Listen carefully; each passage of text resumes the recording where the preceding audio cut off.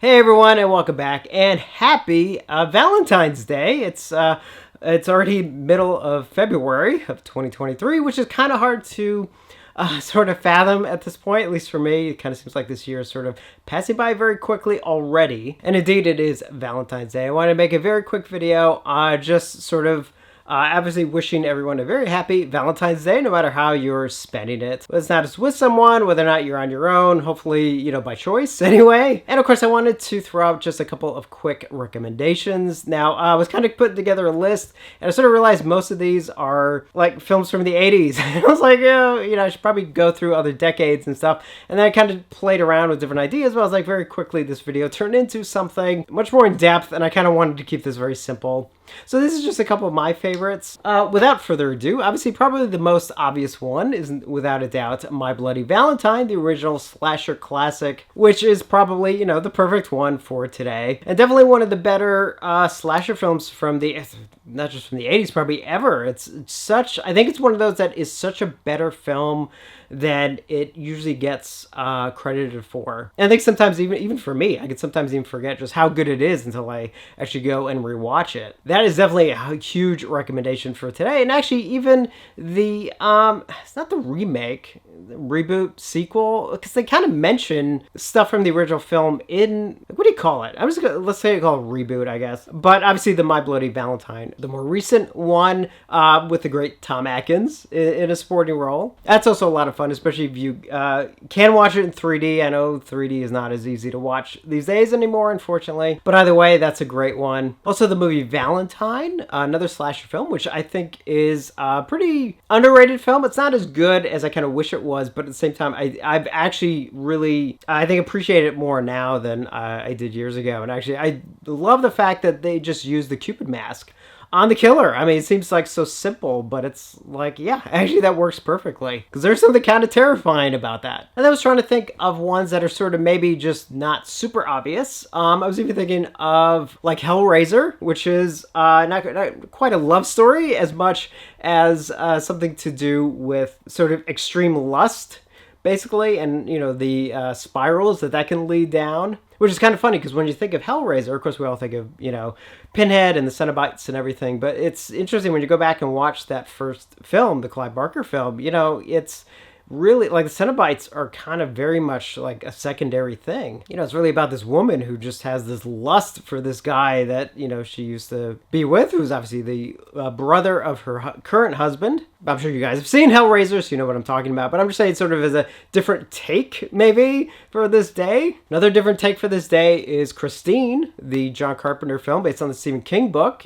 Someone who there is technically kind of a love story in there. It's obviously more about the obsession over something that may not even technically be about another human, but actually even in this case a car. And granted, it's a possessed car, whatever you want to call it, but it does sort of show the obsessions that we can create, whether or not it's around a person or something, or like some kind of relationship of some sort, and just how it can sort of downfall from there. Plus another one that is a kind of something different is the movie May, which is definitely one do we need a proper release of May? That didn't even got a Blu-ray release, did it? I think nothing on that since the DVD, I think. Long overdue. But I mean, May is another one where, I don't give too much away because you haven't seen it, but such an underrated film about a character who's, trying to find love as she goes through different people, only realizes that she wants to almost create her perfect partner using pieces of these other people. Fantastic film, and hopefully we do get a proper release of it. These next two are probably obvious because I talk about them a lot.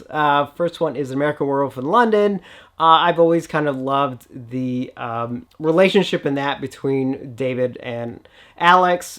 She sort of falls for him in the hospital and stuff. And they, because the thing is technically within the span of the movie, they don't really know each other that long. But I kind of feel by the end of the movie, you do kind of feel, they do very much love each other a lot. And I just kind of, it's always one of the things I definitely have always appreciated about American Werewolf in London. And another one that I always try and mention every chance I can, of course, is Fright Night, which obviously has to do mainly with the vampire aspect, but even the fact that, technically there's a love story in there about, in essence, two men kind of going after the same girl. One of them very much in love with her, and the other one sort of is in, thinks he loves her because she reminds him of someone else. I'm kind of keeping it very simple, but it's like, I don't know. But I definitely want to kind of mention Fright Night because why not? Because I can. And then finally, I want to mention also David Cronenberg's The Fly, his remake of The Fly, which to me kind of perfectly encapsulates the perfect way that you can tell a story in the horror genre that really can be very deep and emotional and everything. Because the thing is, The Fly, I mean, obviously on the surface, it's like two people who meet,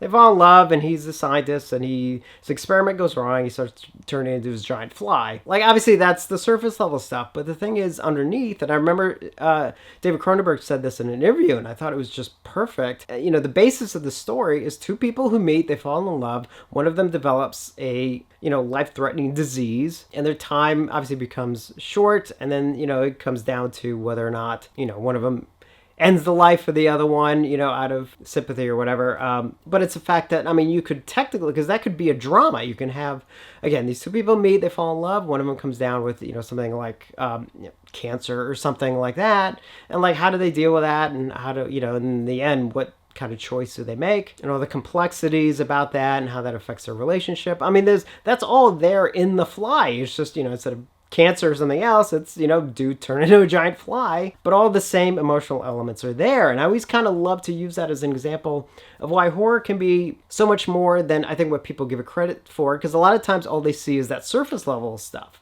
Especially people who aren't fans of the genre. They see the surface level and then they kind of dismiss it. But so many horror films really have that underlying theme of some kind that can be, these stories that can be told. Because again, if it was a movie that was just about two people fall in love, somebody gets cancer or whatever, it's like, yeah, maybe I'd watch that once. Probably not a movie I'd revisit, but in this case, because he does turn into a giant fly, of course, I've seen The Fly, 100 times or so, but the emotional impact is pretty much still the same. And that was kind of something that I also want to end this video on, because that also translates to, because I was like, again, trying to pile a list, and I sort of thought about it, I was like, actually, most horror films sort of have some sort of love story almost as a basis for a lot of the stuff that even happens in it. Whether or not it's, a love story, like two people who, are in love or fall in love, and then, they have to kind of get through whatever is going on in the film, running away from a killer or monster or whatever, and then they survive the end of the film together. One of them doesn't, I don't know. You're gonna have someone who's obsessed with someone else and all the bad things that can go wrong there. I mean,